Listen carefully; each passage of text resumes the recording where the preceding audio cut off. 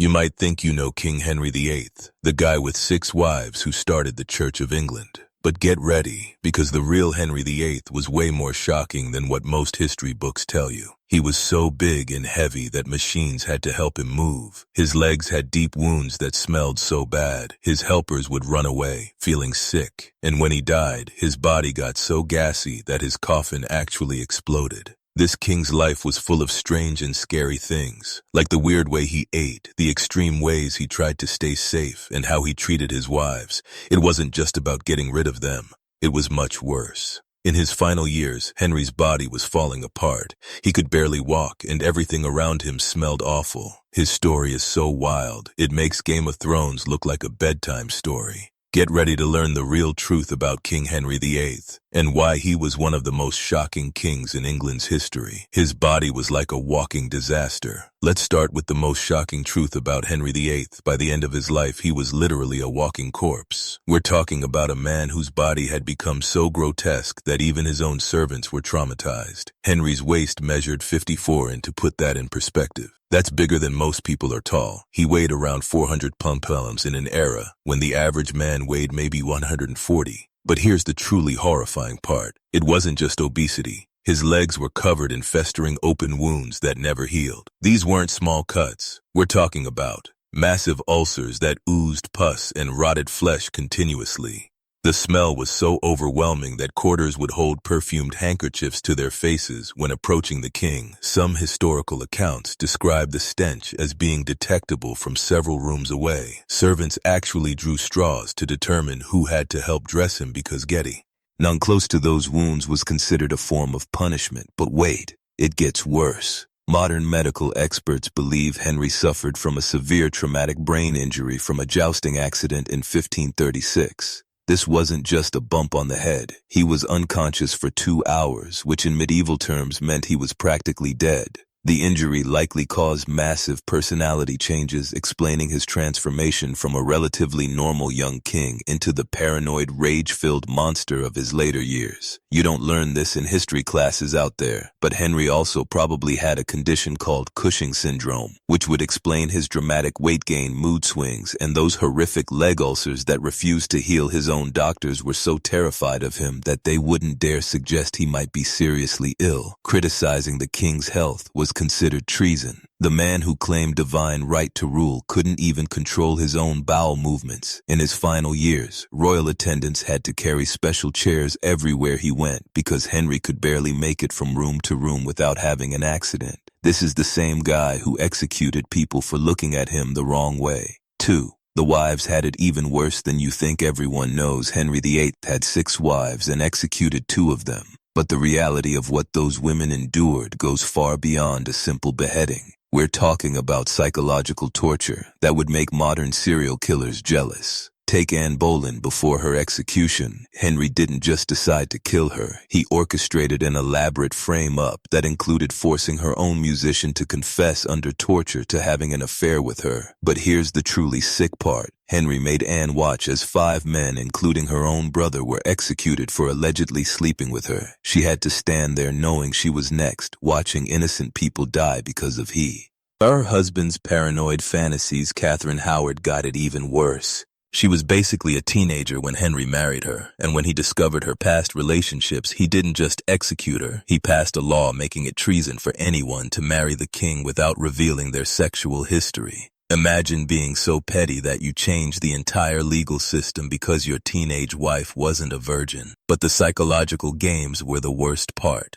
Henry would shower his wives with gifts and affection one day, then completely ignore them or threaten them the next. Catherine of Aragon spent her final years essentially under house arrest, forbidden from seeing her daughter Mary. While Henry spread rumors that she was mentally ill, she died alone, possibly poisoned, writing letters to Henry that he never bothered to read. Here's something that will blow your mind. Henry actually forced his wife to sign documents agreeing to their own divorces or annulments. Anne of Cleves was so terrified of him that she agreed to a fake marriage annulment just to avoid execution. She basically had to pretend their marriage never happened and thank him for the privilege of not being murdered. And Jane Seymour, the lucky one who died of natural causes. She died from complications after giving birth to Henry's son, and Henry was already eyeing up his next wife before Jane's body was even cold. He waited exactly 9 days after her funeral to start planning his next marriage. The man treated human beings like disposable objects, and the worst part is that these women had absolutely no escape. Divorce wasn't an option. Running away meant death, and fighting back meant not just your own execution, but potentially your entire family's destruction. 3. His eating habits were absolutely insane. If you think competitive eating is crazy today, wait until you hear about Henry VII's daily food consumption. This man didn't just eat like a king, he ate like he was trying to single-handedly cause a famine. Henry consumed roughly 5,000 calories per day. For context, that's more than double what an active adult male should eat. And remember, this guy could barely walk by the end of his life, but the sheer quantity wasn't even the weirdest part. It was what he ate and how he ate it. A typical meal for Henry included an entire roasted pig, multiple whole chickens, several types of fish, mountains of bread, and enough wine to float a small boat. His kitchen staff prepared over 800 different dishes every single day, just for his household, with Henry personally sampling dozens of them. The royal kitchens employed over 200 people working around the clock to keep up with his appetite.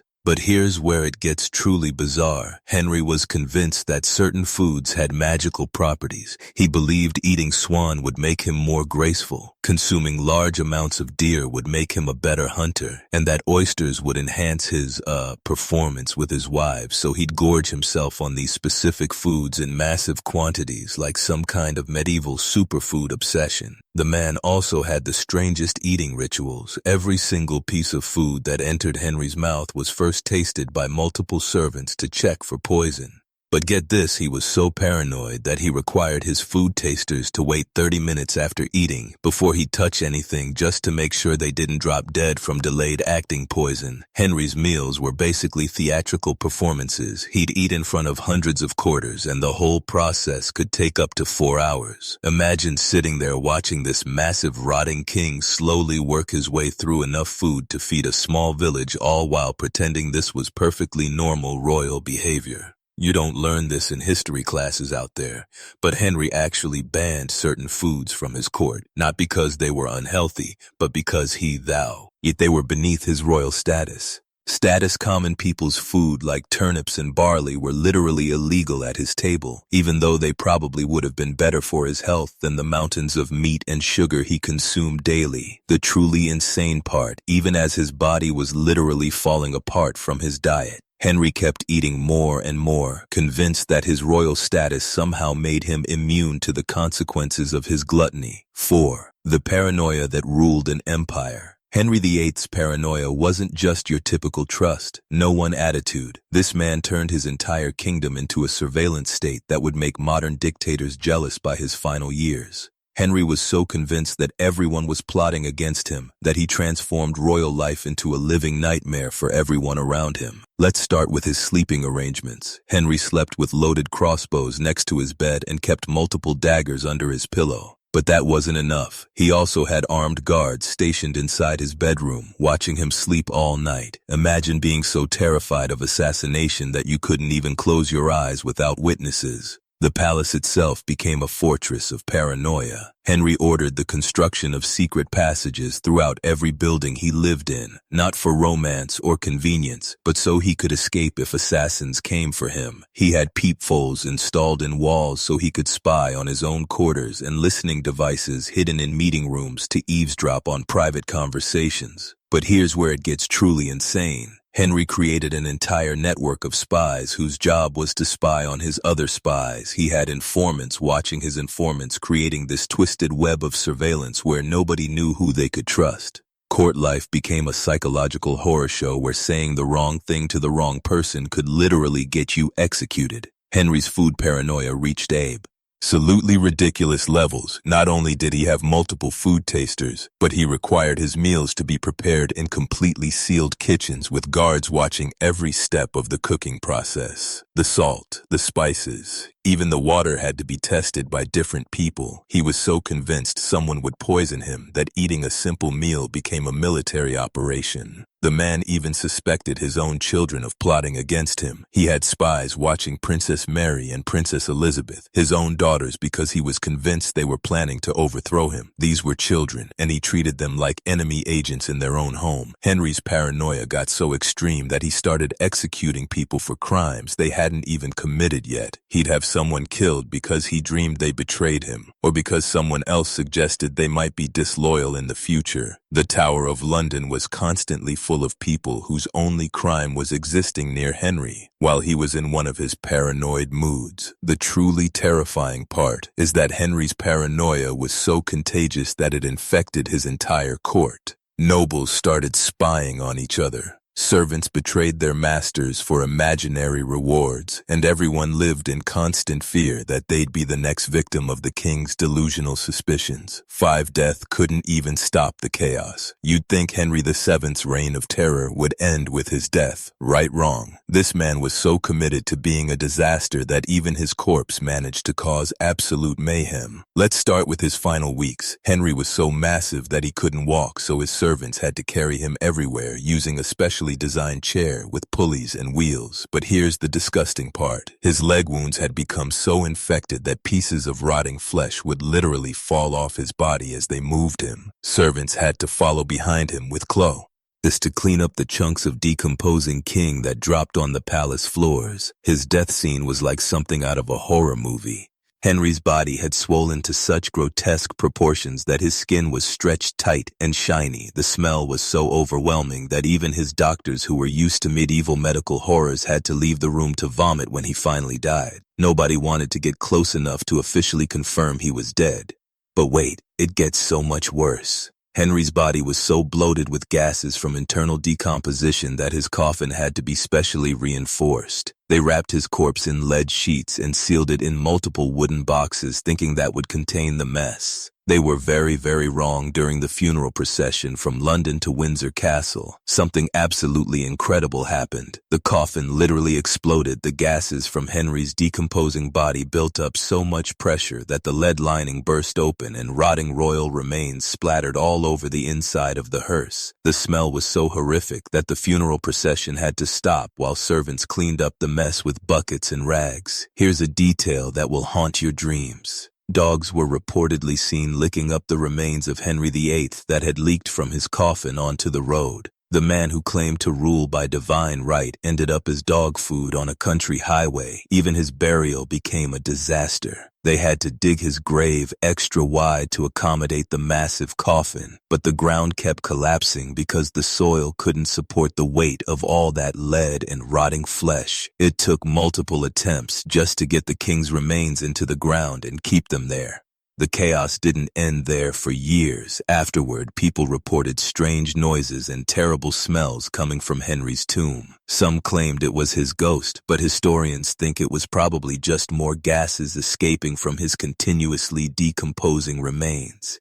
You don't learn this in history classes out there, but Henry's death was traumatic for everyone involved, that several of the servants who handled his body died within weeks, possibly from infections they caught from contact with his rotting corpse. So there you have it, the real Henry VIII, not the charismatic king of popular culture, but a walking disaster whose own body betrayed him as dramatically as he betrayed everyone around him. A man so consumed by paranoia and gluttony that he turned one of Europe's most powerful kingdoms into his personal horror show. The most powerful man in England became a prisoner of his own decaying body, and even death couldn't end his capacity for causing absolute chaos. His legacy isn't just the Church of England or his 6 wives. It's a masterclass in how absolute power can turn a human being into something genuinely monstrous. If these disturbing royal facts made you question everything you thought you knew about history, maybe hit that subscribe button, because there are plenty more horrifying truths that textbooks conveniently leave out. And trust me, you haven't heard anything yet.